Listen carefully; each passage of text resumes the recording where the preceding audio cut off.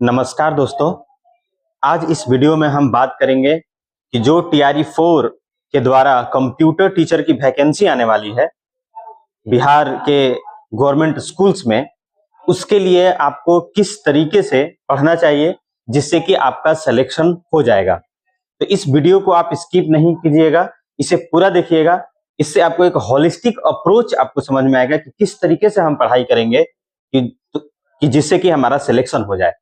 जिस तरीके से मैंने पढ़ाई किया, मैंने किन टॉपिक्स पे ज्यादा ध्यान दिया, जिस तरीके से मेरा सिलेक्शन हुआ, जिस तरीके से मेरा सिलेक्शन हुआ है आपका भी सिलेक्शन हो जाएगा। अभी मैं क्लास 11 12th जो है उसमें मैं पोस्टेड हूं। ठीक है, तो अब हम बात करेंगे कि आखिरकार आपको क्या पढ़ना चाहिए।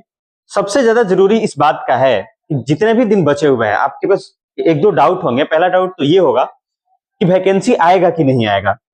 मेरे भाई एक बात बताओ, स्टेट हो गया, स्टेट का रिजल्ट भी आ गया, तो वैकेंसी क्यों नहीं आएगा। दूसरी बात यह है, आपका प्रॉब्लम ये हो सकता है या कंफ्यूजन ये हो सकता है कि कितना आएगा, कितना वैकेंसी आएगा। आपको सिलेक्शन लेना है मेरे भाई, एक सीट आपको चाहिए, आप उसके लिए पढ़ाई करो। जो चीज आपके हाथ में नहीं है उसके लिए आप कुछ नहीं कर सकते। बट एक बात बताइए, अगर कल जाकर नोटिफिकेशन आ जाता है और फिर आप यही वेट करते रह गए कि कब आएगा कब आएगा, और नोटिफिकेशन एकदम से आ गया, तो फिर क्या करोगे। इसलिए मेरे भाई अभी से आपको लग जाना है, इस तैयारी को आपको पुख्ता करना है, पढ़ाई करना है, वेट नहीं करना है। थोड़ा थोड़ा पढ़ लेंगे तो वो फायदा ही करेगा, नुकसान नहीं करेगा, और वैकेंसी बिल्कुल आएगा। ठीक है, तो हम लोग बात करने वाले हैं कि टीआरई 4 जो आने वाला है उसके लिए, चाहे आप नए स्टूडेंट्स हैं, चाहे आप पुराने स्टूडेंट्स हैं, थोड़ा बहुत आप पढ़ चुके हैं, चाहे आप वर्किंग प्रोफेशन में हैं, आप कहीं जॉब कर रहे हैं या आप जॉब नहीं कर रहे हैं, सबके लिए हम बात करेंगे कि आपको किस तरीके से आपको पढ़ाई करनी चाहिए जिससे कि आपका सिलेक्शन बिल्कुल हो जाएगा। सारा जो खेल है ना इस एग्जाम में वो स्ट्रेटेजी का है।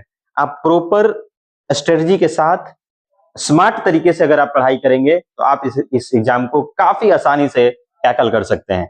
ये एग्जाम इतना टफ नहीं है, बहुत इजी प्रश्न इसमें पूछे जाते हैं। ऐसा नहीं है कि प्रोग्रामिंग का कंसेप्ट आपको मतलब प्रोग्रामिंग आपसे करवाया जाएगा, बिल्कुल ही एकदम से बेसिक क्वेश्चंस और बेसिक कंसेप्ट आपको इसमें पूछे जाएंगे। तो देखिए आप किस तरीके से तैयारी कर सकते हैं। तो अगर हम तैयारी की बात करें तो आपको सबसे पहले जो काम करना है, आप सबसे पहले क्या करेंगे कि आप सबसे पहले आपको जो चैप्टर पढ़ना है, जो चैप्टर आपको पढ़ना है, जैसे कि मैं एकदम बढ़िया से समझा रहा हूं, जैसे कि मान लीजिए आपको डीबीएमएस पढ़ना है, डेटाबेस मैनेजमेंट सिस्टम पढ़ना है, तो आप क्या करेंगे कि ये चैप्टर आपने उठा लिया, तो अब आप इस चैप्टर के अंदर टॉपिक जो होते हैं, टॉपिक उसको आप सिलेक्ट करेंगे। टॉपिक को सिलेक्ट करने के बाद आप ये पता लगाएंगे कि किस पार्टिकुलर टॉपिक से कितने मार्क्स का पीवाईक्यूज में क्वेश्चंस पूछे गए हैं। उससे आपको ये आइडिया लग जाएगा कि किस टॉपिक का वेटेज कितना है, तो आप उन सारे टॉपिक पे ही फोकस कर रहे होंगे। सपोज मान लीजिए कि डीबीएमएस में 3 टॉपिक हैं एबीसी समझने के लिए, मान लेते हैं कि एबीसी 3 टॉपिक है। ठीक है, अब आपको पता है कि ए से प्रश्न ज्यादा पूछे जाते हैं, सी से कम पूछे जा रहे हैं, तो आप इस पे ज्यादा फोकस करेंगे। तो आपको किस तरीके से पढ़ाई करना है, तो आपको चैप्टर के अंदर जो टॉपिक है आप टॉपिक वाइज पढ़ेंगे। पूरे चैप्टर को एक बार नहीं पढ़ना है, आप टॉपिक वाइज पढ़िए। मान लीजिए सपोज 10 टॉपिक्स हैं टोटल अगर हमारे पास 10 टॉपिक्स है तो आप डिवाइड कर लीजिए कि मैं इसको 2 दिन या 3 दिन में कर लूंगा, पर डे 2 या 3 टॉपिक। तो पर डे आप 2 या 3 टॉपिक करिए, तो आपको पर डे मतलब आपको डिवाइड करना है according to the topics which is given in the chapter, है ना। अगर ज्यादा 20 टॉपिक्स है तो आप उसके अकॉर्डिंग आप डिवाइड करेंगे, और पर डे आप उसको डिवाइड कर लेंगे। ज्यादा नहीं, आपको एक चैप्टर के लिए 4 से 5 दिन का स्लॉट बनाना होगा और पर टॉपिक आपको पढ़ाई करना होगा। अब टॉपिक आपने डिसाइड कर लिया कि मैं ये टॉपिक पढ़ने वाला हूं, तो भाई साहब टॉपिक पढ़ेंगे कहां से।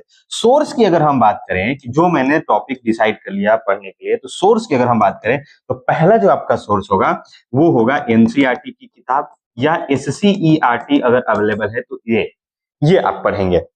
दूसरी चीज कि आप सोर्स के लिए आप कोई भी वेबसाइट देख सकते हैं, कोई बढ़िया सा वेबसाइट देख सकते हैं।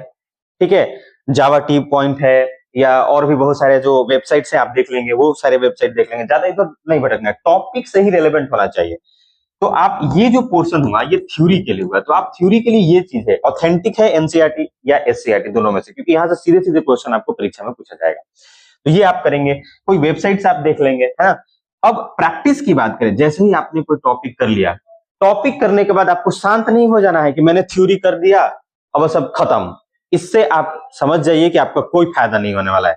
जैसे ही आपने थ्योरी कंप्लीट कर लिया, एक पर्टिकुलर टॉपिक को आप पढ़ लेंगे, जैसे ही आपका टॉपिक खत्म होगा तो आप सीधे सीधे तीसरा जो काम आपका है, जो करना है, वो जो सबसे ज्यादा इंपॉर्टेंट है, वो है पीवाईक्यूज करना, यानी कि प्रीवियस ईयर क्वेश्चंस आपको करने हैं। यानी कि टीआरई 1, 2, 3 में जितने भी प्रीवियस ईयर क्वेश्चंस आपको पूछे गए हैं, वो सारे क्वेश्चंस उस टॉपिक से रिलेटेड सारे क्वेश्चंस आपको लगाने होंगे, सारे क्वेश्चंस आप करेंगे जो पीवाईक्यू में पहला सोर्स पीवाईक्यू। इसके अलावा अगर आपको ऐसा लगे कि मुझे पीवाईक्यू में ज्यादा नहीं मिल पा रहा है क्वेश्चंस, या उस टॉपिक जो है ज्यादा एलेबोरेटेड नहीं है, तो आप क्या करेंगे, कोई भी एक वेबसाइट ले लेंगे, वेबसाइट उठा लेंगे, और वेबसाइट्स में एमसीक्यूज आते हैं, बहुत सारे टॉपिक वाइज एमसीक्यूज दिए हुए रहते हैं। ऐसे वेबसाइट्स हैं जिसमें टॉपिक वाइज एमसीक्यूज दिए रहते हैं, तो उन सारे आप एमसीक्यूज को करेंगे। तो आप ये जो हो गया, ये एमसीक्यूज वाला पार्ट है, इसमें आप हर टॉपिक से रिलेटेड आपको एमसीक्यूज करने होंगे। मेरे भाई, ये मैं एक चैप्टर के लिए आपको नहीं बता रहा हूं, ये मैं सारे चैप्टर्स के लिए बता रहा हूं, जितने भी चैप्टर्स हैं मैं आपको डिटेल्स एक बार बता दूंगा कि कौन कौन से चैप्टर्स हैं, कितना पढ़ना है, वो सारा डिटेल्स मैं आपको कराऊंगा। पर अभी आप क्या करेंगे कि एक आपने चैप्टर उठाया, चैप्टर के अंदर आपने टॉपिक को सिलेक्ट किया कि मुझे इतने टॉपिक्स पढ़ने हैं।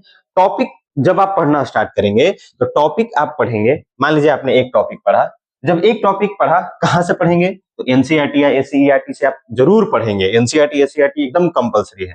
उसके बाद आपको मजा नहीं आया या आप सोच रहे हैं कि मुझे थोड़ा सा और ज्यादा जानना है, तो आप कोई वेबसाइट उठा लेंगे, आप किसी यूट्यूब वीडियो का भी सहारा ले सकते हैं, बिल्कुल ले सकते हैं। मैं भी आपको टॉपिक वाइज कंटेंट करा दूंगा, तो वहां से भी आप देख सकते हैं, तो कहीं से भी आप देख सकते हैं। तो इससे आपका थ्योरी पार्ट क्लियर हो जाएगा, और प्रैक्टिस के लिए आप प्रीवियस ईयर क्वेश्चंस करेंगे या कोई वेबसाइट्स देख लेंगे।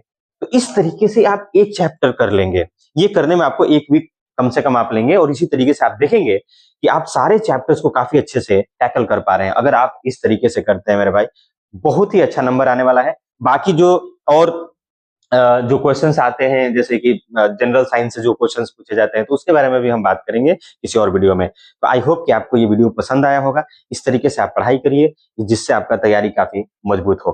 तो अभी के लिए बस इतना ही। अगर आपको ये वीडियो पसंद आया तो इसको लाइक जरूर करिएगा, अपने दोस्तों के साथ शेयर भी करिएगा, और सब्सक्राइब कर दीजिएगा, क्योंकि नेक्स्ट वीडियो में हम फिर से एक ऐसी बातें करेंगे। तो अब तक के लिए थैंक यू सो मच।